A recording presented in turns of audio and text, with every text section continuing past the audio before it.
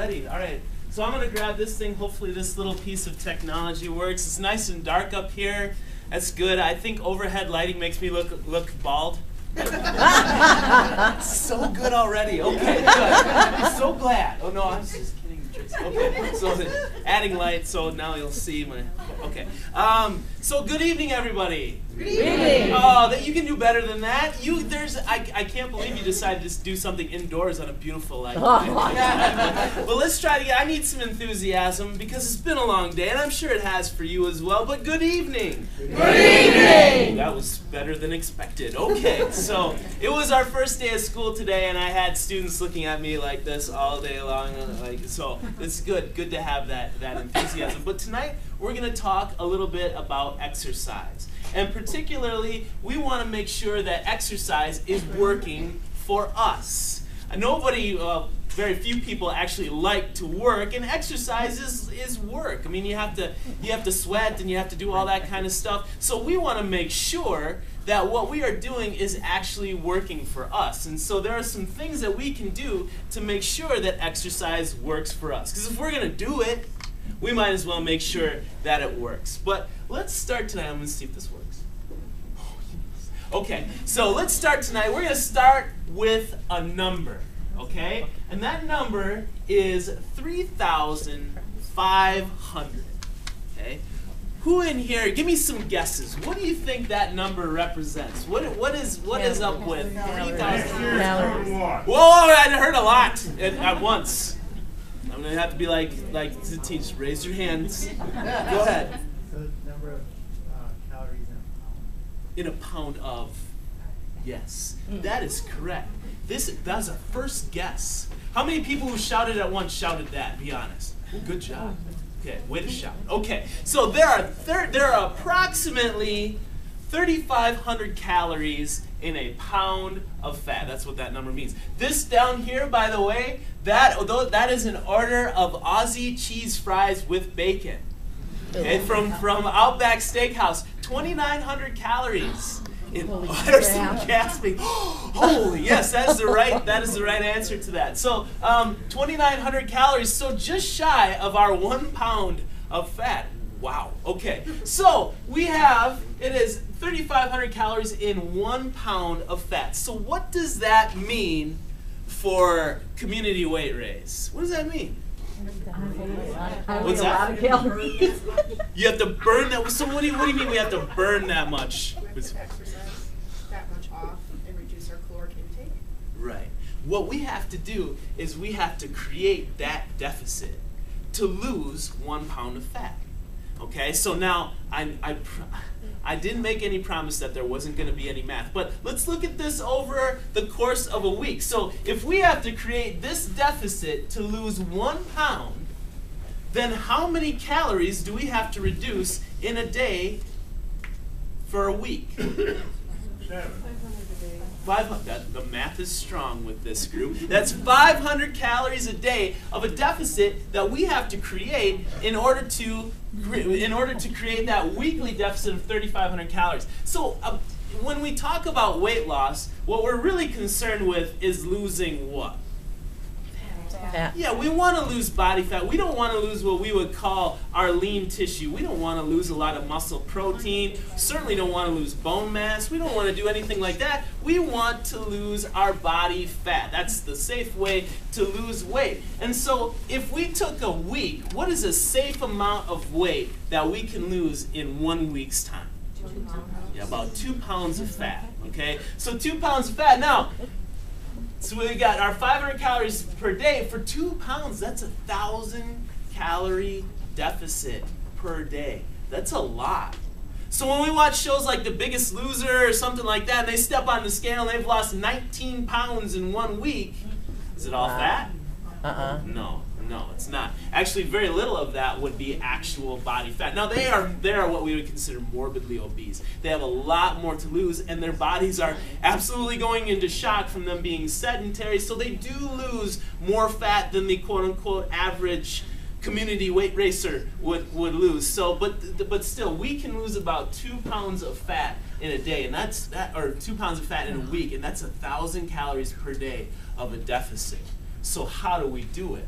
See the question marks? How do we do it? Okay, well, there's a couple of different ways.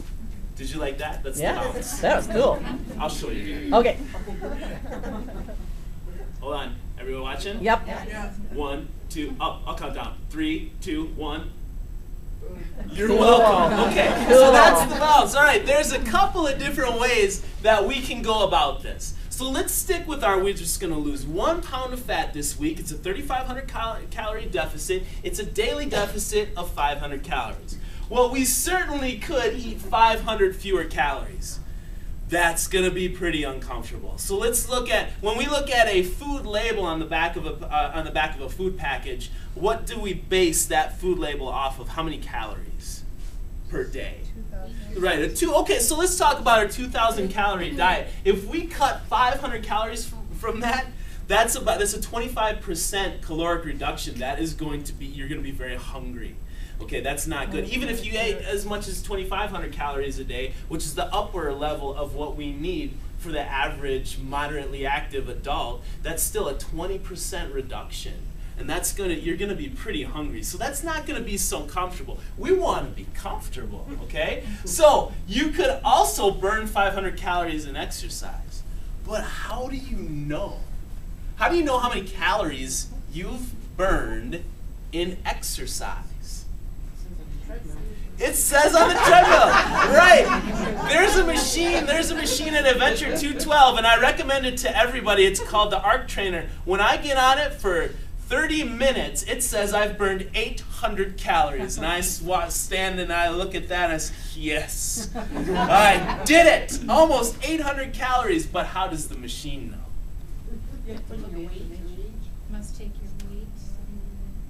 Takes your heart rate. And you hold It's on all to it. averaged in. It's all right. It's all averaged in there, right? Crystal ball. The crystal ball. There we go. So you rub it. So good thing there's this low light situation. Okay. So but the thing is, the machines don't know. It's based on national averages, and national averages could be right on for you. National averages could be way off for you. We don't know. When we're on the machine, we can't count calories that we're burning off, so we don't really know. The only way to get the truest, I don't know how that happened. Oh, I pushed a button and it went away, so that's good. I was toys and I shouldn't play with them. But so the only way that we can know is you'd have to calculate what's called a respiratory quotient.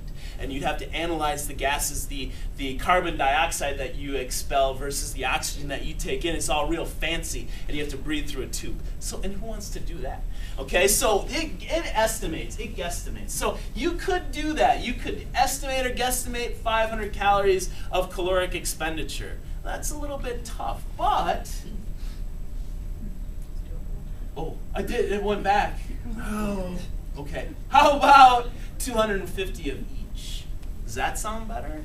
A little bit of exercise, a little bit of caloric reduction, that's good. Now, when most people think about weight loss, do they think about a modification in their diet first, or do they think about a modification in their exercise habits? What do they usually Exercise. I heard both. How many people, we'll take a vote. How many people say exercise?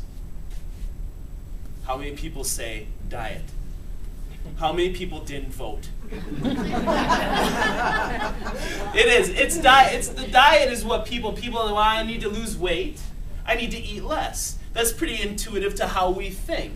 And so most people are saying, well, I'm just going to eat less. But as you can see, if you just eat a little bit less and add a little bit of physical activity, which is good for what ails you anyway, it can happen a lot quicker. Now with our 2 pounds, you're talking about 500 of each, and that's a lot. That really is a lot. It does take a lot to lose an actual amount of 2 pounds of fat in a week.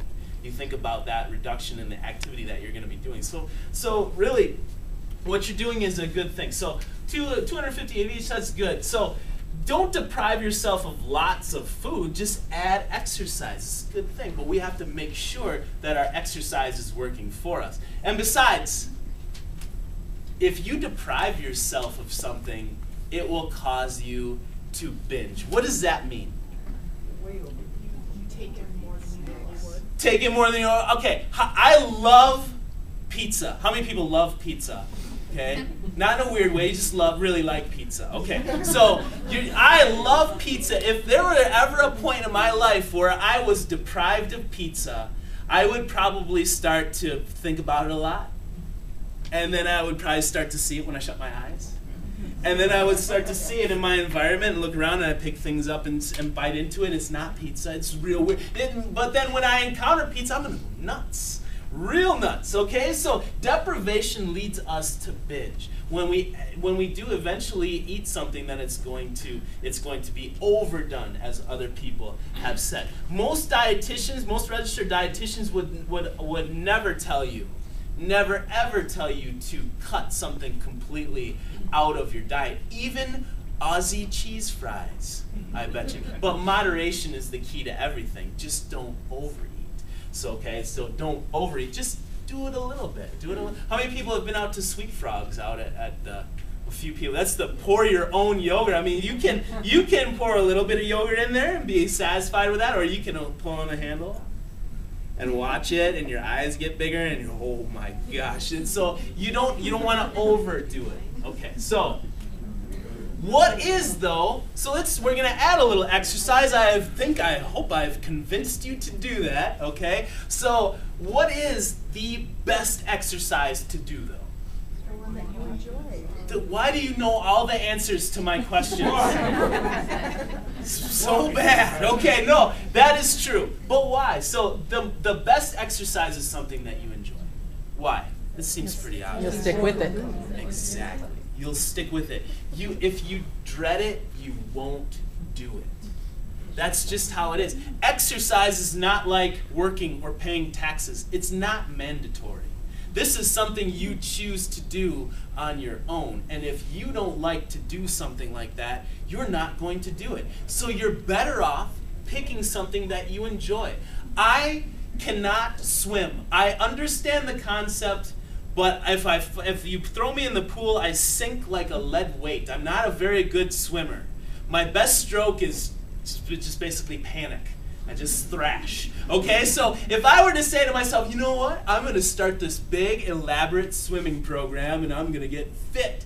That's just not going to work. I'm going to go in once. It's going to get real scary. I mean, now, would I burn a lot of calories? Swim, absolutely. As soon as my survival instinct kicks in and I need to save my life, I'm going to burn a ton of calories. Okay, but it's still not going to be good on a daily basis. So that's something that we definitely need to consider. If you dread it, you won't do it. Same thing, running is a good example. There are two kinds of people in this world. There are people who enjoy running, and there are people who don't enjoy running. Most people in this world do not say, running, I can take it or leave it. So which are you? How many people hate running, loathe it? Okay, how many people like to run? How many people didn't vote? Just a few. Just because you haven't thought about it enough yet. You're like, I'm not sure. Okay, so right, so if you dread it, you won't do it. But there's something else to this too. We'll see if you know this answer. Okay? So it's got to be something that you enjoy, but there's another part of this too. And this has been really heavily identified in research. So it's got to be something that you enjoy, but what else is it about this? What should it be? A little bit challenging. It should be challenging, that's good. Something that increases your heart rate. Same period of time. Has to elevate your heart rate, that's going to be good. Something that's good for you. Something that's good for you, that's important too. You're thinking too. What's that? The length of time you do it. That's important. Something that you will do. Something that you will do, that's important too. I'm just eating this up because you've known all my answers so far. Something you're doing with others that integrates you. All very good guesses. You trailed off at the end because I think, well, Days. Like one day do a more aerobic, one day do more like muscle, resistance. that's a great idea. That's a great idea. Something you're able to do. Something that's important too. If you're not able, you're not going to be able to do it. How about this though? Something close. Easy to get to. Close, easy to get to. That is something that if you want exercise, if you want to start a program that you can stick to, it needs to, and I know this seems very obvious, but people go outside of this and then they don't stick to their exercise program, and that's a problem. So it's got to be something that you like to do, obviously. But then it also needs to be close to your house, or close to wherever you're coming from. Like going up and down the stairs. What's that? Going up and down the basement stairs. There you go. It can literally be in your house. You could do that too. But and that's great. There's a magic number though. If you have to drive, and again, this has been the subject of a lot of different research studies, and they have found that there is a magic number. If you have to drive this amount of time, you won't stick to your exercise program. How far would you say? 15 minutes? 7 minutes. 7 minutes? Oh, 5 miles. 5 minutes? It's higher than that. It's actually 20. It's 20 minutes. If you have to drive further or travel further than 20 minutes to get to your exercise location, it could be the trail, it could be the gym, it could be wherever you're going. Okay, if you have to drive more than 20 minutes, you will skip it. People do not, what we would call, adhere to their exercise program if they have to travel longer than 20 minutes. So you think about it. It's been a long day. It's drastically cold outside. You're done with work. You're going to take your favorite Zumba class. I just pulled that right out of the air. You're going to take your favorite Zumba class at the YMCA, right? Okay, good. Yeah, I'm all turned around. Okay, so you're gonna go to the YMCA. It's gonna be a 5-minute drive, a 7-minute drive, depends on where you're coming from. No big deal. You'll do that. But now, how about this? Let's say your favorite Zumba instructor is up in Wausau. Now it's been a long day. It's dark outside. It's cold outside. Are you gonna drive? Right, exactly. Sometimes you might. Sometimes you're going to be motivated and you're going to go up to Wausau and do that Zumba class. But is it going to be something that you're going to do on a daily basis? Probably not. Is Rodney there? What's that? Oh God, is Rodney there? Yeah. We love Rodney. Yeah. Rodney sounds like an exceptional instructor. Okay. I don't even know him. I love Rodney now. All right. What were we talking about besides Rodney? Okay, so pick something you enjoy, pick something close, and you are going to be more likely to adhere to your exercise program. Okay? What's that? What about the time of day? It depends. Now, that's a good question. What about the time of day? There are places around here that open up at 5 in the morning. There are places around here that are open until midnight. There's lots of different variability in the time of day. But chances are, if you have to get up really, really early in the morning or go really late at night, you're probably not going to adhere to the program as closely. That's what they say about the time of day. You think about it, think about it in context of your work or your job or whatever you do during the day. If you have to get up, I don't know, an hour earlier to go to exercise, on a day like today, how many people would have done that? No, a couple people. Did you do that? We did it this morning. Good job. All right, I'm proud of you. All right? 2 people out of the entire room. So now, if you had to, after this presentation at, like, I don't know, 6:25, 6:30, whenever I'm supposed to shut up, now, and you had to go after this, and it's dark and it's cold, how many people would be really fired up about that? 1, 2, 3, 4, 5, 6. And then the rest of you, there's just, okay, so that's not magic time. So maybe you go on your lunch hour. Maybe you go right after work. It's more closer to 4. It's still light out. Okay, so the time of day definitely does have an impact as well. That's a good, important point. But the toughest part of any exercise program is starting. Look at the size of that turtle. He's crawling through the line there. I found that picture special and nobody likes it. All right. Okay, so the toughest part, getting started. But okay, so that's half the battle. It really is. Initiating this type of activity is going to be half the battle. Actually getting up and going and doing it, physically starting to move your body, is going to be half the battle, and that's going to be tough. It really is. And so, but then what? Then what? You go from sea to shining sea in this country on January 1st, January 2nd, January 1st, everybody's way too hungover.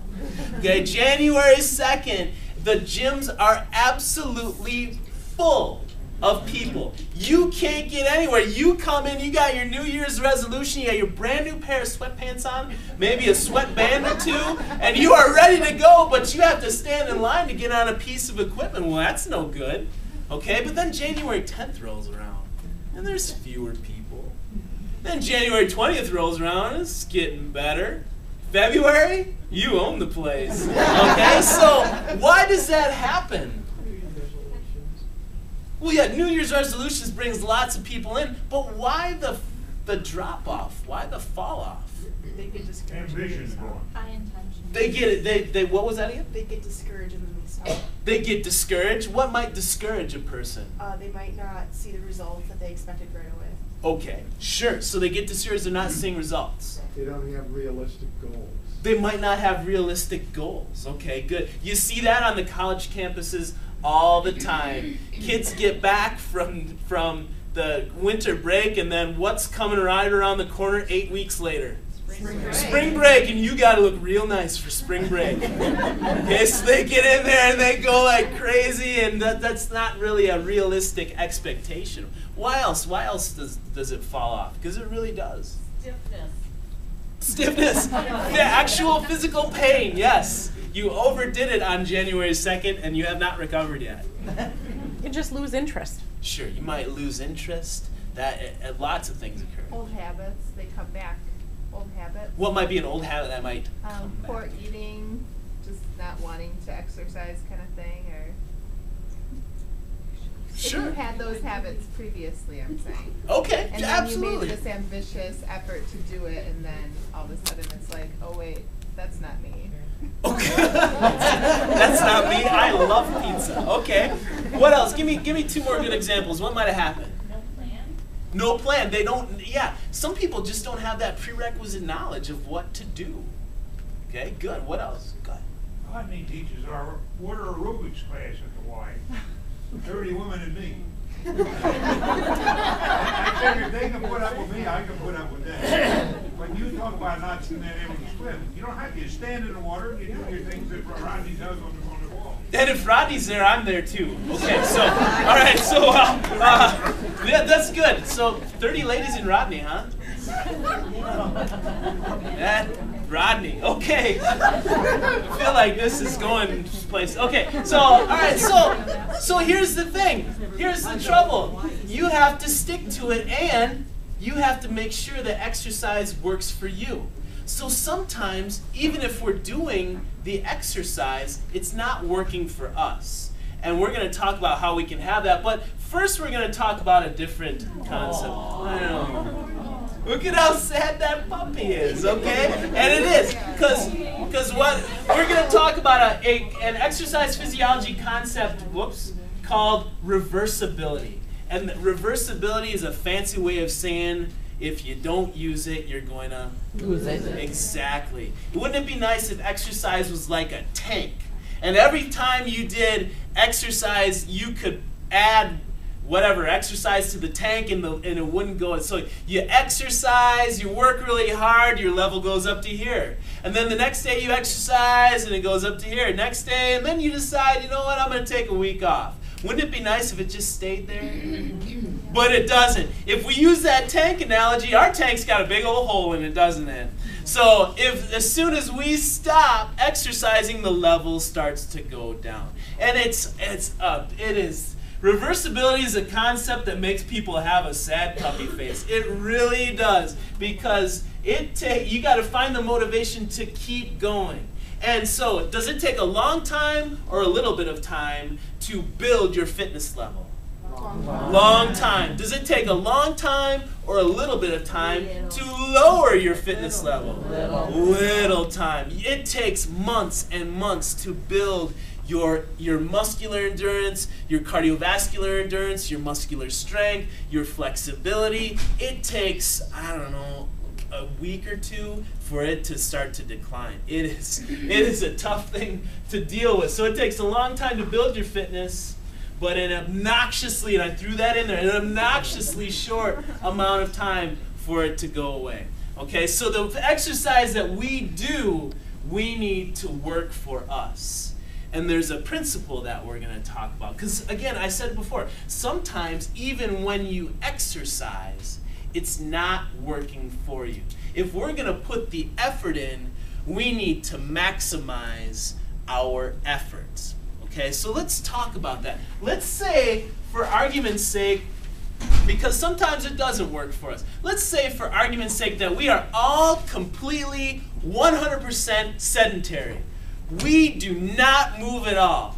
We sit on the couch and we watch with a bag of Doritos in our lap and a Mountain Dew in our hand. We watch The Biggest Loser and we watch them up there and we say, I could do that. I just don't want to. Okay? So, and then we munch on Doritos and pizza and all kinds of stuff like that. So we're all sedentary. We're all sedentary. But one day, what's your name? Pam. Pam. Pam, could you stand up? I know it's audience participation time. One day Pam is going to say, or I'm going to say, Pam, this is sedentary is real fun. Aren't you having a good time? Say no. No. Okay. Say, turn around, face them. Say, everybody, let's go get active. Everybody, let's go get active.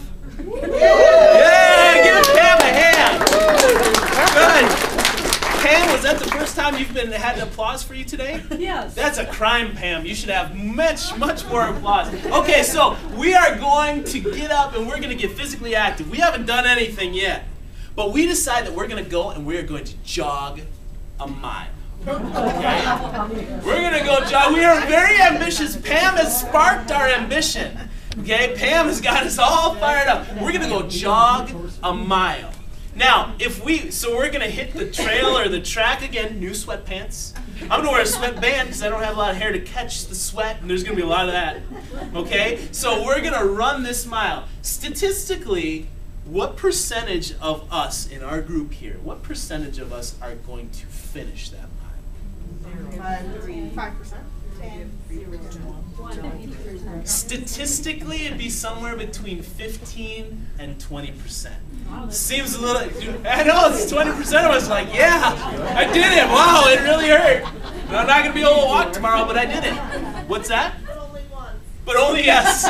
Only once you cross the line and you just flop down. Okay, so now we did it and 20% of us finished. Okay, good for us. The rest are still out there somewhere, okay? Now, we all get back together and we decide, you know what, that wasn't so bad. Let's stay with it. Okay, so we're going to do this. We're going to jog this mile 3 times a week, and then we're going to see how it goes. Okay, so let's say we get down the road 5-6 weeks into it. What percentage of us then are able to finish that mile? 40%. 60. Sure, somewhere between 40. I would say probably about half of us. We'll cut it right down. About half of us 5 weeks later are able to finish that mile and not walk. Okay, we'll just qualify with that. Now, 3 months later, you're 3 months down the road. Okay, how many people are able to finish that? We've been doing it 3 times a week for the last 3 months. Probably everybody. Some people are going to be able to do it fast. Pam's probably the fastest, okay?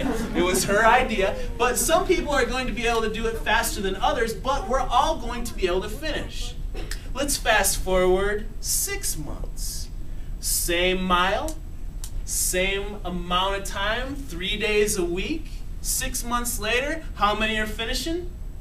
No, but it's starting to get cold out. It is starting to get, so we're going to bundle up, but everybody's finishing, okay? Is it still doing us a lot of good? No. It's better than nothing, but it's not doing us a whole lot of good. Flash forward a year. Now we've been doing this for a year, 3 days a week. Is it still doing us any good? No, not at all, okay? We are doing exercise, but it's not working for us anymore. We are remarkably adaptive creatures. We can adapt to anything and everything that you can just about throw at us. Okay, we adapt to stress. Exercise is stress. We adapt to sensory things. Let me give you an example. Try and imagine this. It'll be difficult. It is a 95 degrees summer day in July, and you are driving to Wausau on 39, and you hit the town before Wausau, and what do you smell? The paper mill in it's pretty ripe because it's nice and warm out. Okay, so you're in Mosinee. You're gonna go to downtown. Is there a downtown Mosinee? Yes. Is there? Why would you be there? I don't know. Okay, so but you go to downtown Mosinee. You get out of your car. 95-degree day. Very ripe paper mill. But how long does it take before you don't smell the paper mill anymore, though? Yeah, 15, 20 minutes. You don't even smell it anymore. You adapt. We adapt to those sensory things. We adapt to stress. Exercise is stress. It's one of the most intense physical stress that we can put on ourselves. So we adapt to it. And so we make these adaptations. Our heart gets stronger. Our muscles get stronger. We're able to go further. Our bones get stronger. All of these physiological adaptations happen because of the stress that we're putting on ourselves. But as soon as we get good at something, then we stop adapting.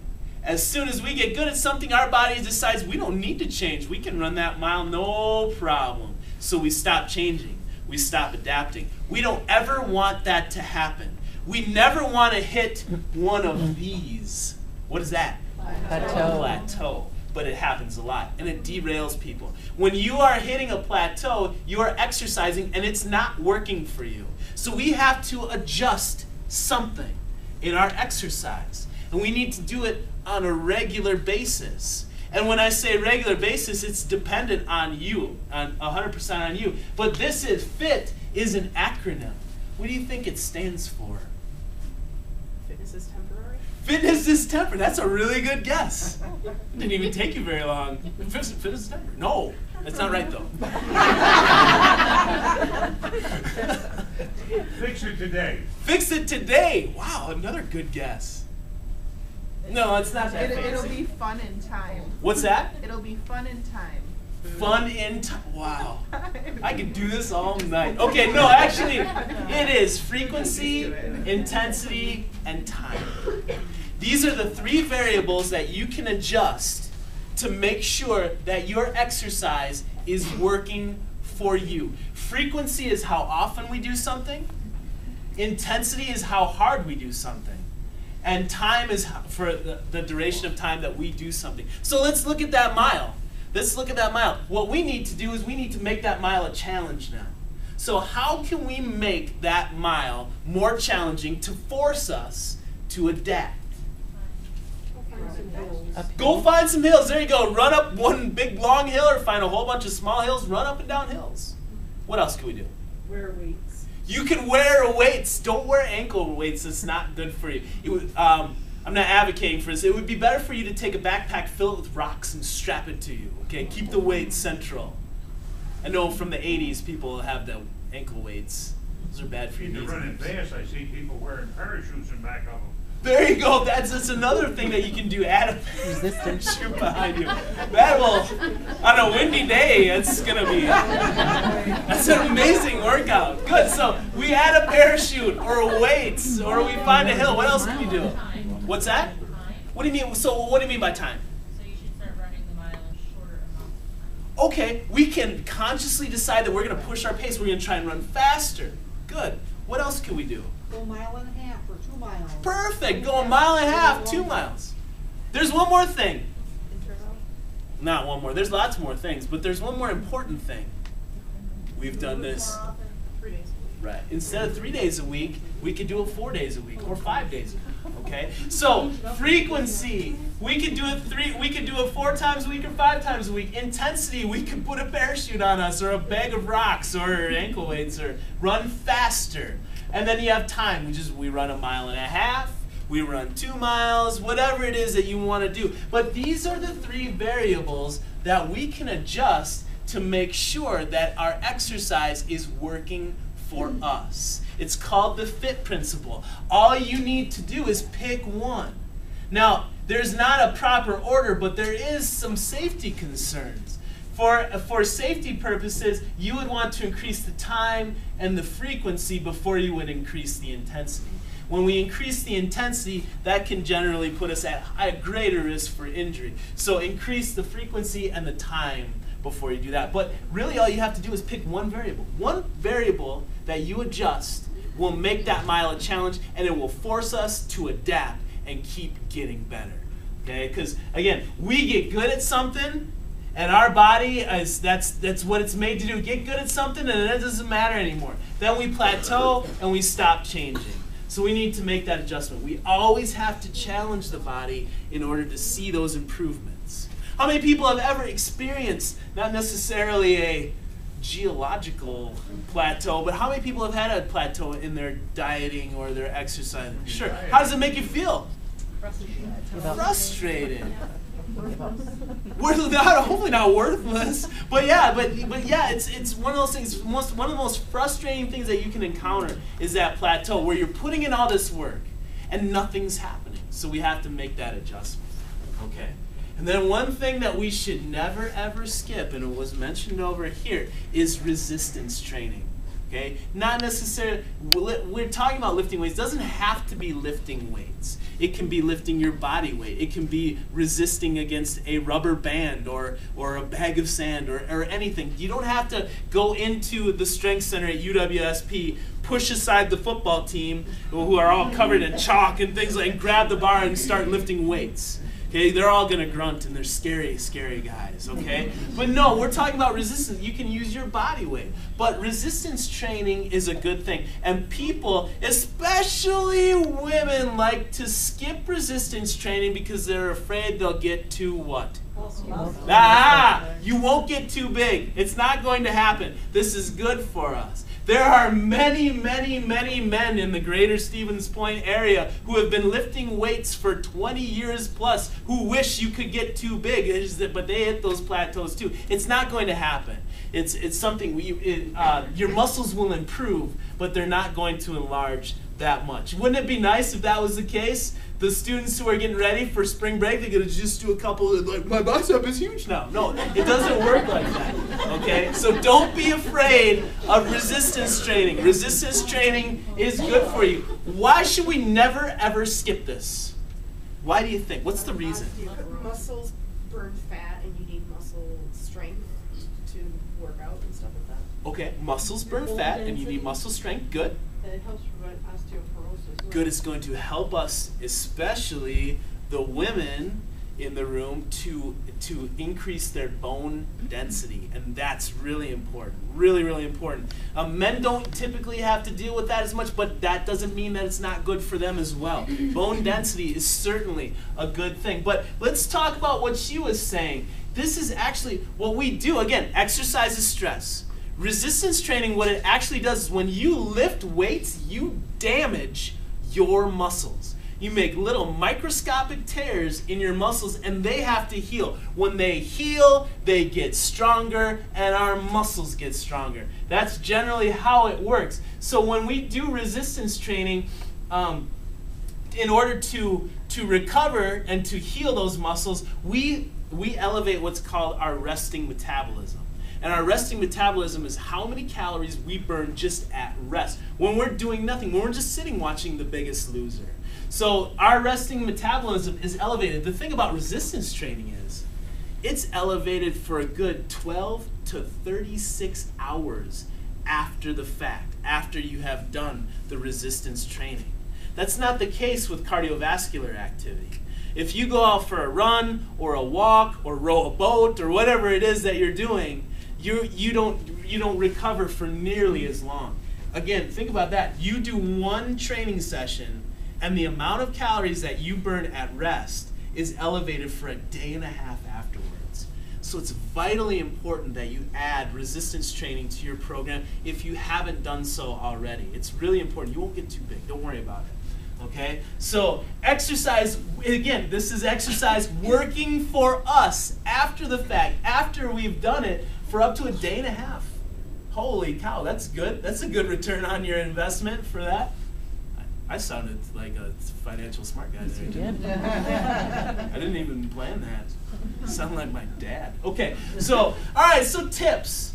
So let's keep these things working for us. Let's make sure that the exercise plan that we're doing is going to be a challenge, and that's going to be something that we're going to stick to.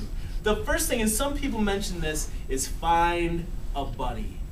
Don't do this well, you can do this by yourself, but it's much better. We know through lots and lots of research that The social component of exercise is very, very important. Why should we find somebody to exercise with? Encouragement. Okay, what do you mean? So encouragement, so they can cheer for you while you're doing this? Good? Keeps us accountable. What do you mean by accountable?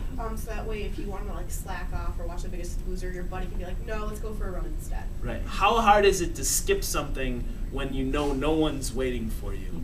If you know that someone's waiting for you, you're not just going to say, yeah, no. No, they're going to be very angry. Okay, that anger can be very motivating. So find an exercise buddy. That's going to be very important. It's going to hold you accountable, and it's safer. It's always going to be safer with someone else. Always, you're supposed to swim in pairs. It's always a good idea. Don't swim with me. Set a goal, like Dr. Klein was talking about. Was it last week? Okay. So setting a goal. Why are our goals good for us? Keeps us motivated. Keeps us motivated. Good. We don't want to lose that motivation. Why else are goals good for us? It's an achievement. It is an achievement. It's something. When we work with young kids, I'm a health education professor, and when we work with young kids, we always say, well, kids' self-esteem is too low. Well, one of the things that we can do right off the bat to help kids improve their self-esteem is to help them set achievable goals, and then to help them put an action plan together for meeting that goal.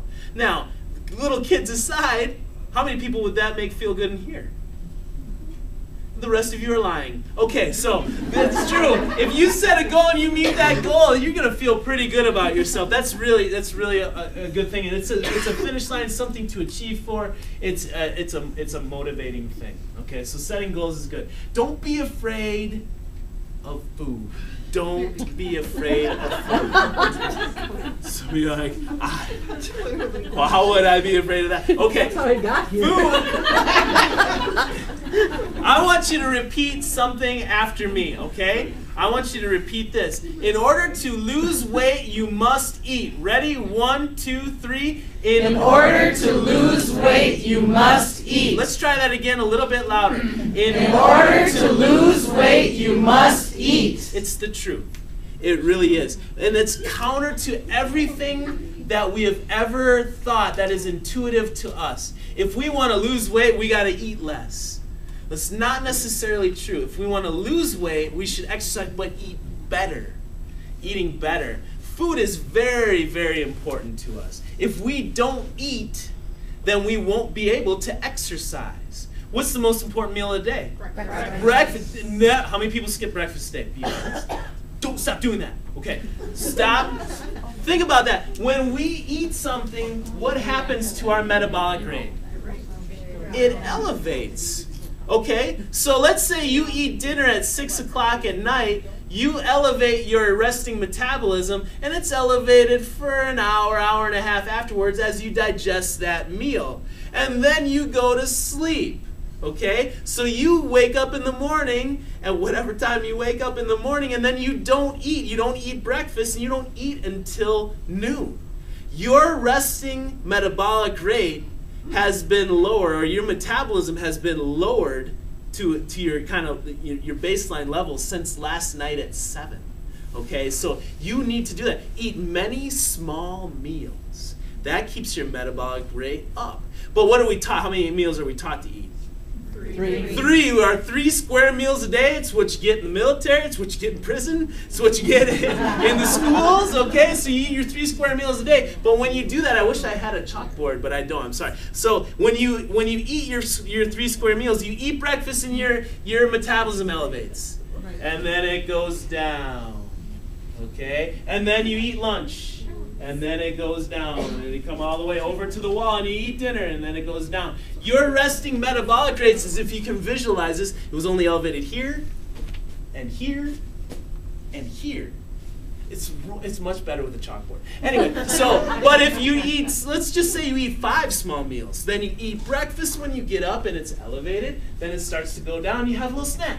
Goes back up, then it starts to go down, then you eat lunch, and then you can keep your metabolism elevated all day long. You're like a furnace, just burning calories all day long. So you want to eat those small meals. Don't be afraid of food. Food is very, very important. Keep your metabolic rate up and eat good foods. Also, carb is not, technically it is, but carb is not a four-letter word. Carbs are not bad. Carbs are something that we need. Don't, the low carb, no carb, Atkins, all that, throw it right out the window. Don't worry about that. Carbohydrates or sugars are good for us, but we need to eat the right kinds of carbohydrates. The simple sugars are not good. Fruits, vegetables, things with lots of fiber, those are great for us. Twinkies, Snickers bars, those are the things obviously that we want to avoid. But the no carb thing is not good. Eat your fruits, eat your vegetables. Get those complex carbohydrates. Make sure. They got to replace Twinkies now. What's that?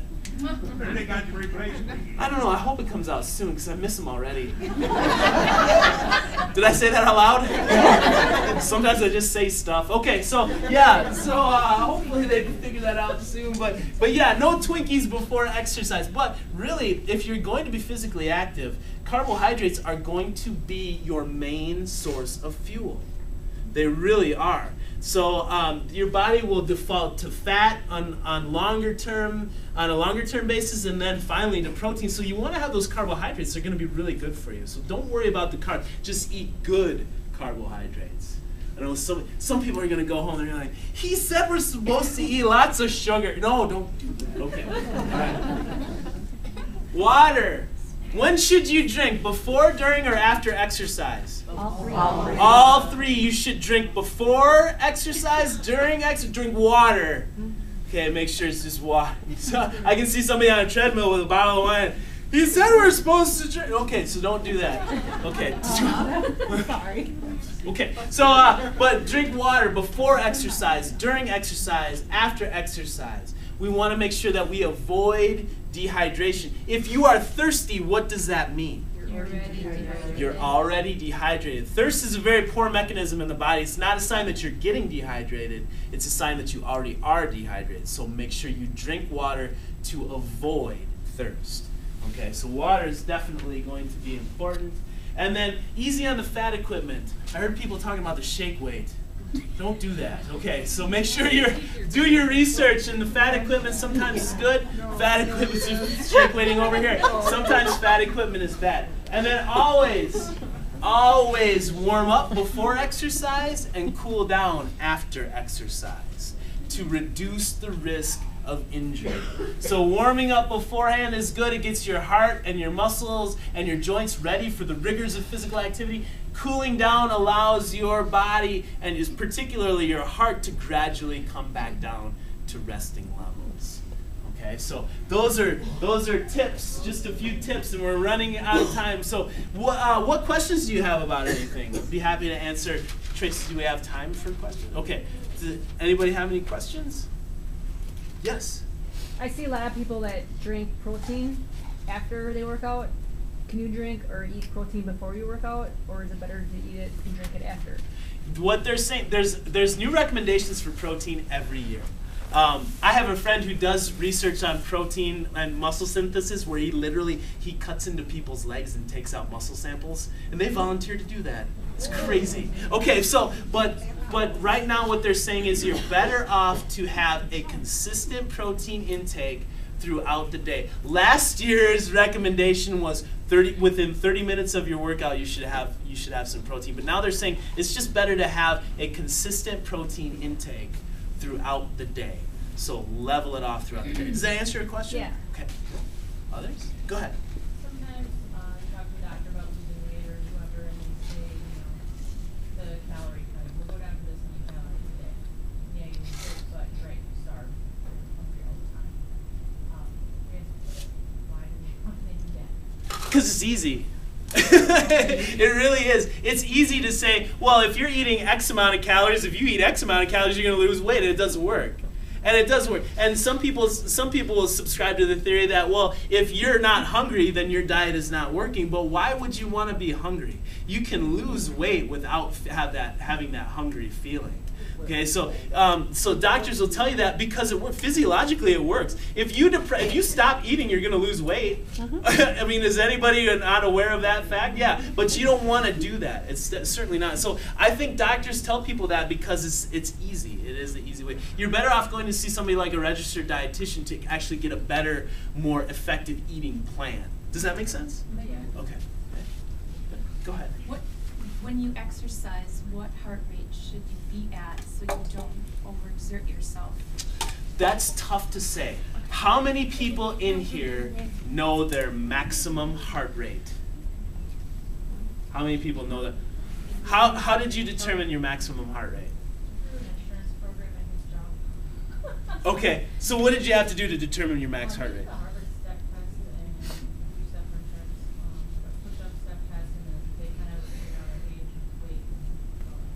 It's estimated. That's an estimation.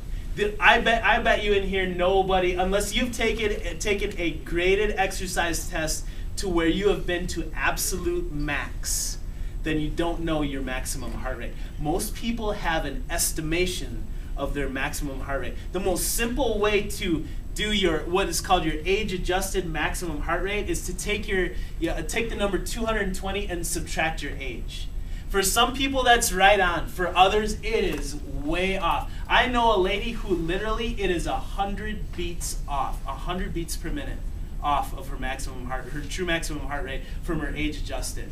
And so there's more sophisticated calculations too, but the fact of the matter is you're better off not looking at your heart rate. And if you do, you should look at your heart rate a lot. Does anybody exercise regularly with a heart rate monitor? Okay, so people who do that, you can kind of look at your level of exertion. Are you really, really tired? And versus what it says on your watch, and you can determine if you're doing well based on your heart rate. Most people don't know their maximum heart rate, and some people say, well, you should be exercising at 60 to 80% of your maximum heart rate. The problem is we don't know our maximum heart rate. And so that's everything else is just an estimation. I would advise you to go off of feel. Okay? You know how hard you're working. As far as overdoing it, you know how hard you're doing it if you're overworking it too. But if you do want those numbers to look at, take the number 220 and subtract your age. That would be your age-adjusted maximum heart rate estimation. And then you can take 60 to 80% of that, and for a lot of the population, that's going to be safe. Okay? Does that make sense? Yeah. Okay. Good to know. Okay. Other questions? Go ahead.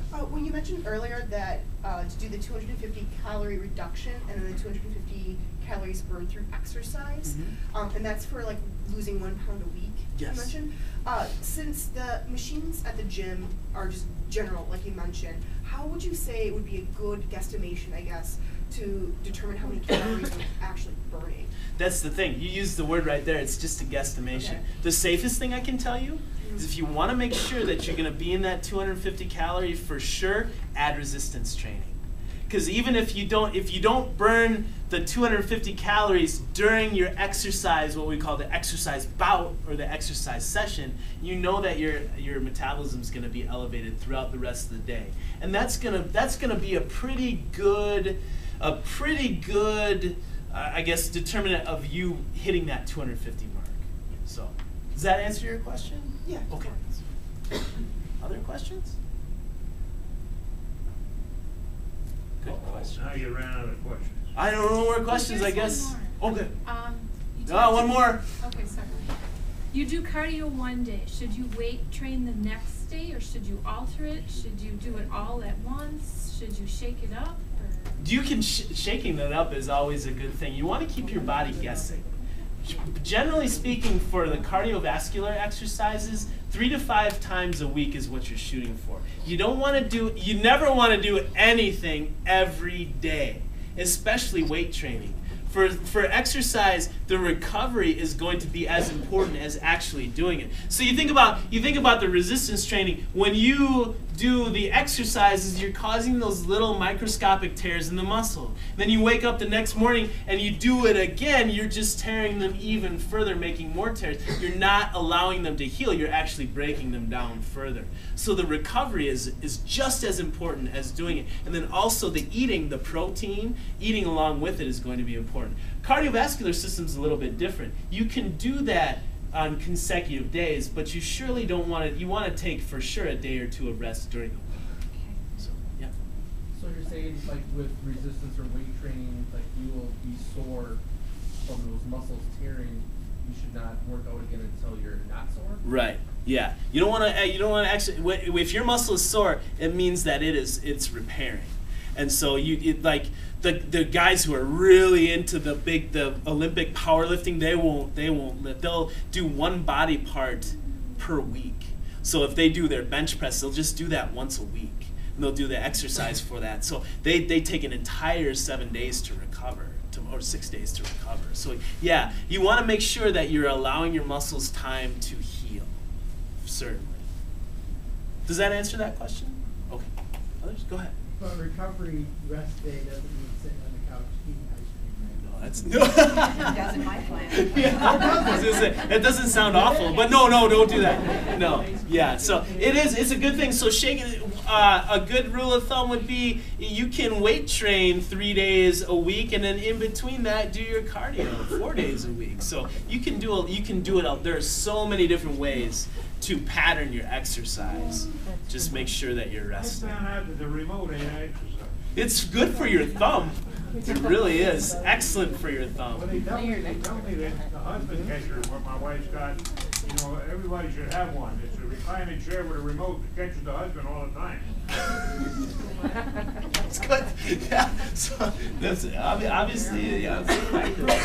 It's good for catching husbands. Okay. Anything else? All right. I think that's it. All right. Thank you very much.